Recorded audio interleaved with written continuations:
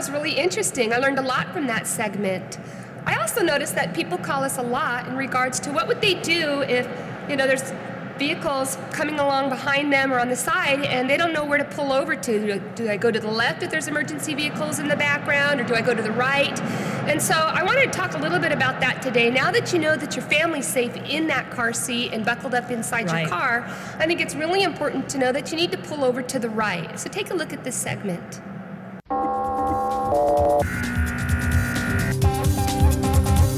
When you see emergency lights or you hear sirens, if it's safe, move to the right side of the road. Give emergency responders those precious moments to save someone's life or protect their property. Every second counts. Move over to the right. So make the right move. That was great, Sandy. So we just want you to remember, if you see lights, move to the right. It's really important. It really is. We appreciate it too. Yes. We want you to be safe, and we want our officers and firefighters to also be safe when they're responding. So Sandy, I heard you brought a fire extinguisher today. It'd be great to show everyone how to actually use a fire extinguisher. I get a lot of calls. People call us all the time about how do I use a fire extinguisher? How big should the fire be to use a fire extinguisher? If I use a fire extinguisher, is that going to kick me back and make me fall over? Is it going to explode if I'm carrying it in my vehicle? And there's all sorts of tips and trade type things to do to be able to use a fire extinguisher safely. If you are carrying a fire extinguisher in your vehicle, make sure that every month or so you take it out and you shake it upside down, and it's not going to explode. But what that happens is it loosens up the powder inside the fire extinguisher. That way it doesn't get compacted from the vibration of the car. Wow, that's a lot of information. Let's see it in real time. Let's go over to it. All right. A lot of folks call me and ask me some questions about fire extinguishers, and we do provide fire extinguisher training here in Novato. But I wanted to let you know there's a couple of things to take a look at fire extinguishers. They're not as dangerous or scary as some people say.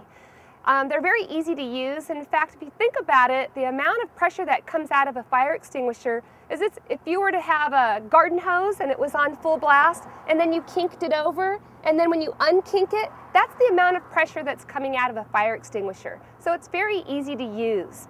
There's a couple of things I wanted to let you know, though, that you should look at when you have your fire extinguisher. You want to make sure that it's an ABC fire extinguisher. A stands for common combustibles. What you're looking for there is cardboard, wood, cloth, paper. B also covers flammable liquids, such as gasoline. And C stands for electrical components, charged electrical components. This type of fire extinguisher covers all three. So the best type of fire extinguisher to have is to be able to cover all three. A, common combustible, B, flammable liquids, and C, charged electrical. These are the types that you would see in schools and businesses, and you should also have them in your homes. Good places to have a fire extinguisher would be in your kitchen, in the cabinet, in a garage, and even in your back bedroom. What I'm looking for on your fire extinguisher is you want to take a look and make sure that it's in a charged position. So on the dial there's a green section, and that would tell you that it's charged.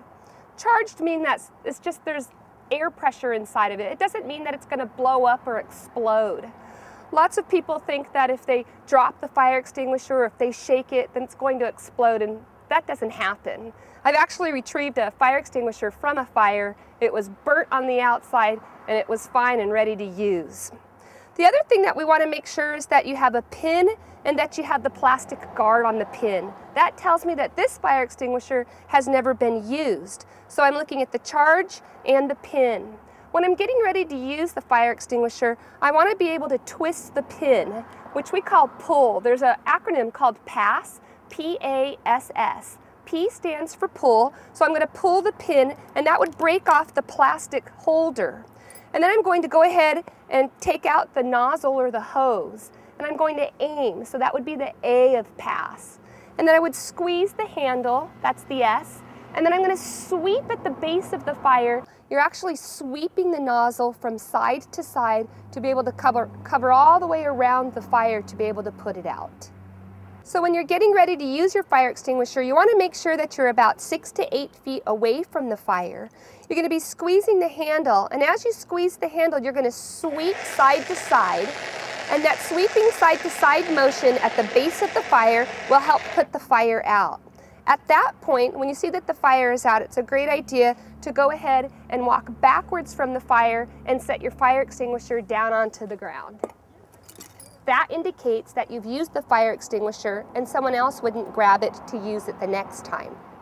Thanks for watching. Hope you learned a little bit about what programs we offer and things that we can help you with. We do have an email account. If you have questions you want to ask the fire department or the police department, we'll be happy to answer those for you next month. So you can email us, and the email address will be on the screen. You can also, of course, call us if you'd like to set up an appointment to have your car seat installed, or if you have a question for Sandy, you need some help with the fire extinguisher. My number is 415-899-7017. And if you have any questions or if you'd like to know some extra information on one of our shows coming up, just call me at 878-2623.